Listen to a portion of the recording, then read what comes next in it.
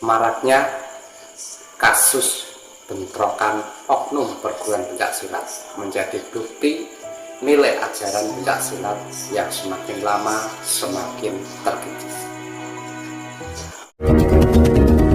Pasukan keramat bergerak secepat kilat. Pasukan keramat mengabdi hingga kiamat, mengabdi hingga. Assalamualaikum warahmatullahi wabarakatuh. Apa kabar pemirsa? Salam, Om Swastiastu, Namo Buddhaya, dan salam kebajikan. Selamat datang dan jumpa kembali dengan saya, Mbak Budi Nusae, di channel YouTube Pasukan Keramat. Kali ini izinkan saya membahas terkait maraknya bentrokan silat yang terus terjadi dan tak ada habis-habisnya. Semoga pembahasan ini bermanfaat untuk semuanya.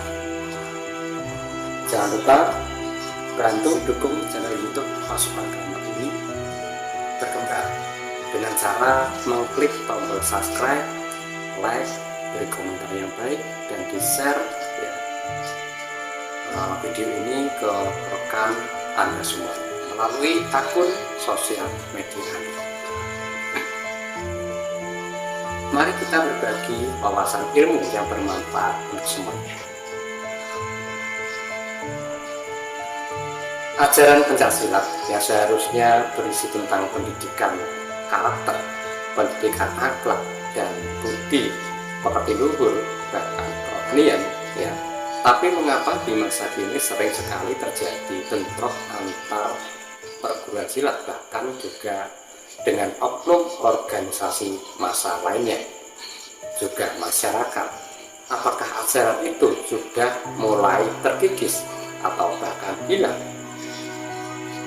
Pencaksilat atau dikenal silat adalah suatu seni bela diri tradisional dan pola nafas yang berasal dari Indonesia, yang memperlihatkan seni keindahan gerakan dalam setiap jurus-jurusnya. Pada setiap daerah di Indonesia mempunyai aliran pencaksilat yang khas. Pencaksilat sendiri juga bisa menjadi olahraga untuk pelatih fisik dan kebugaran tubuh. Pencaksilat merupakan bidang olahraga yang sering dilombakan dalam berbagai event dari tingkat kabupaten dalam ajang World Cup sampai internasional dalam ajang Asian Games dan SEA Games.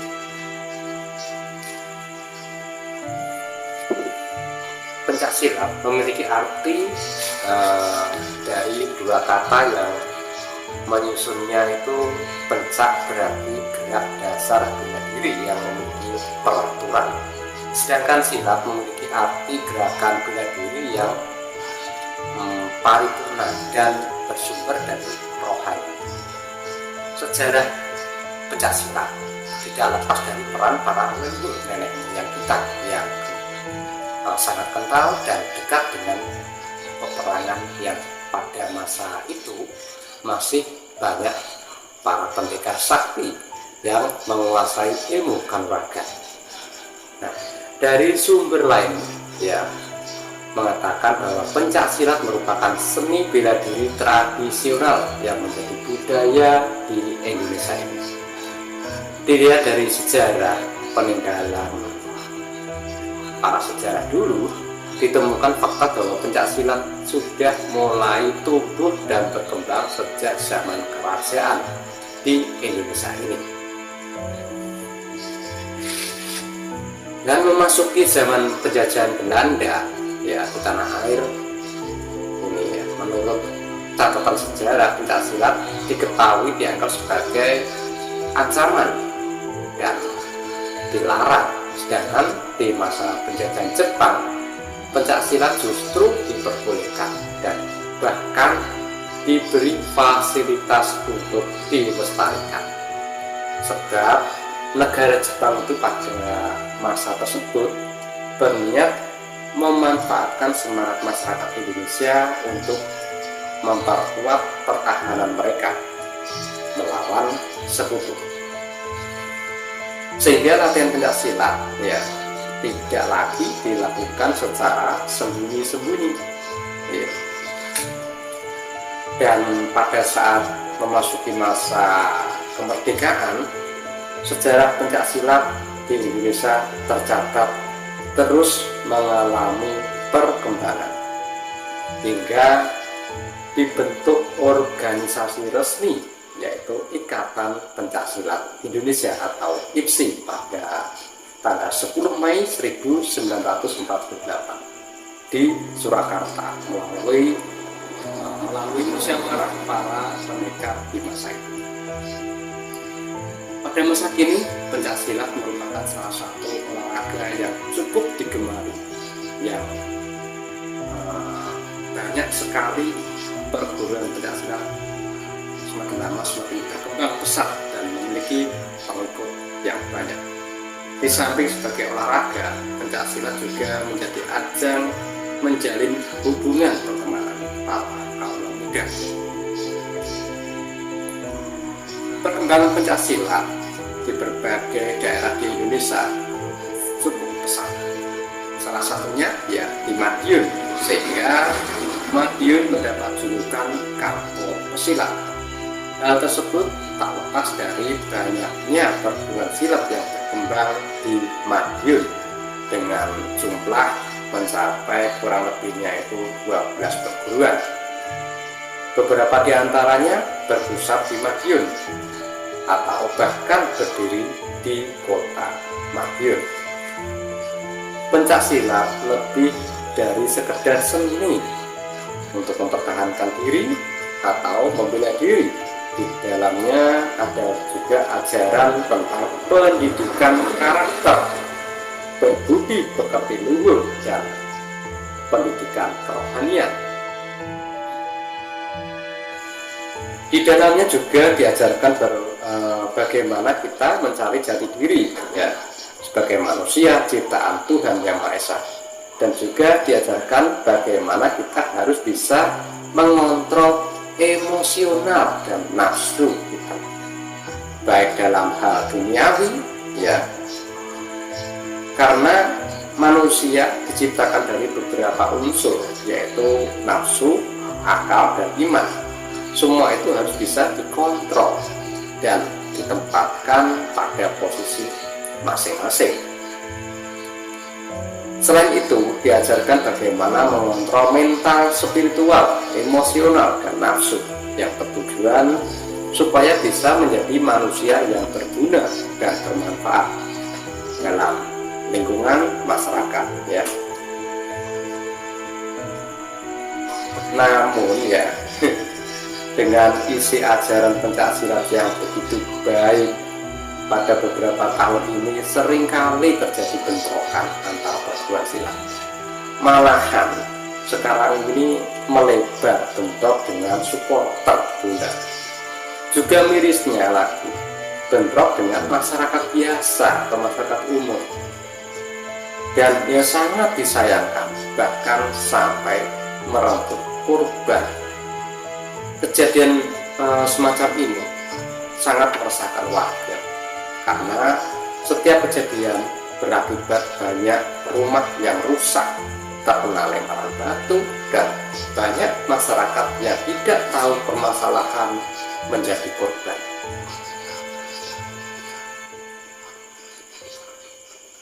Penyebab bentrokan seperti ini biasanya itu dipicu beberapa oknum yang menyulut emosi perguruan lain. Seperti beberapa bulan belakangan ini sering terjadi bentrok antara perguruan pencaksilat juga supporter sepak bola. Awal dari memanasnya situasi ini berawal dari salah satu unggahan video dalam sosial media dari salah satu oknum perguruan dan oknum supporter bola. Dalam video yang beredar, oknum pesilat dan supporter tersebut dianggap menghina perguruan pencaksilat yang berpusat pada kawasan Madiun dan sebaliknya gitu. Dalam video yang sering beredar dan viral di media sosial, oknum dari perguruan silat dan lainnya saling memprovokasi, dan akibatnya tindakan tersebut menyulut emosi dari oknum perguruan pencaksilat juga. Ini akhir-akhir ini juga malah terjadi saling serang dengan oknum supporter dan masyarakat. Akibatnya kejadian bentrok dan penyerangan serta pengerusakan tidak dapat dihindarkan. Nah, pertanyaannya itu, lantas bagaimana cara mengatasi atau mengantisipasi dan mengendalikannya?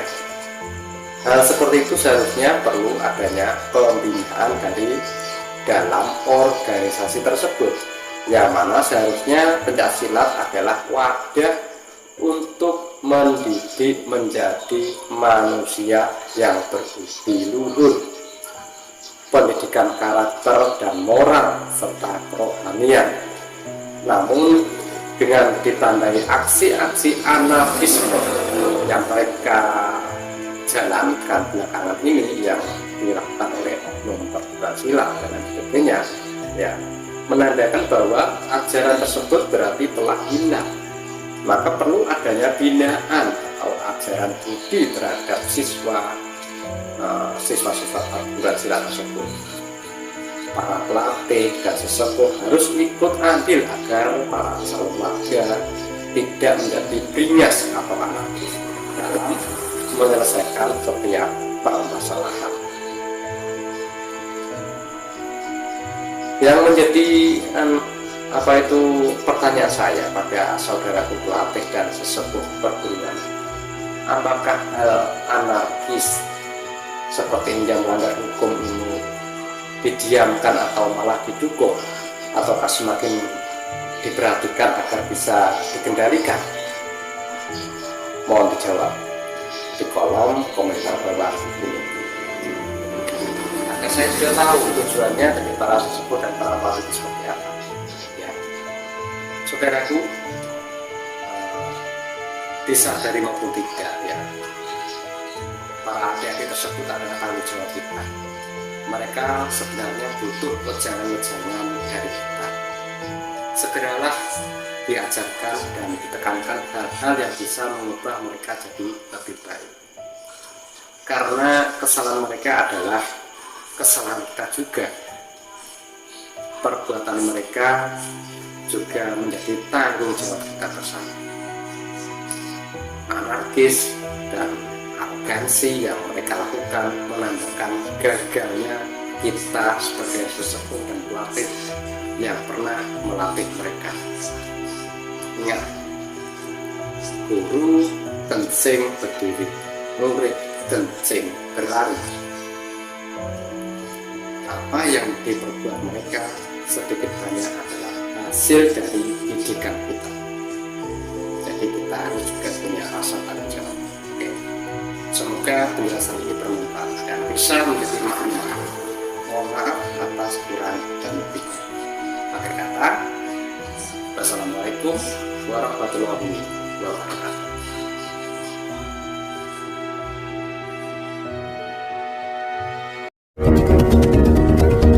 Pasukan keramat bergerak secepat